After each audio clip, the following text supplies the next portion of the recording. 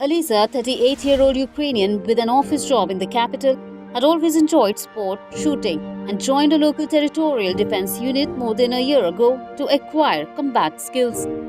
Now she is worried that she might have to use those skills in a real war with Russia. I joined territorial defense forces 1.5 years ago. On that situation, it wasn't obvious threat on the board. But even those times I understood that we live in a war period, and slightly understood that I need some skills of first aid.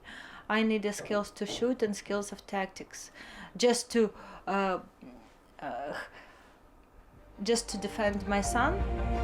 In January, as the Russian troops massed, the government said it wanted to build reserve battalions up into a corps of up to 130,000 people.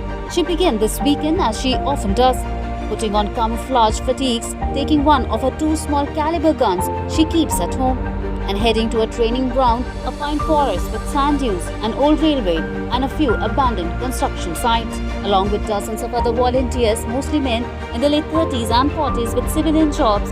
She was a part of a small patrol task to protect a concrete building from enemy saboteur. In our country, 8 years we live in a war. And now the situation is very tense. That's why I think that everyone in Ukraine should join territorial defense forces in order to have an opportunity to defend family, son, daughter, and maybe friends from possible Russian aggression. Alisa has visited more than 50 countries along with her husband, who's also a biker. She's a media relations specialist at an organization that works in cybersecurity. She tries not to skip training sessions herself, even if she badly needs rest at the end of working week. I, as all Ukrainian people, don't want here to be a war. We want to live in peace and harmony. Nobody here in our country wants to fight.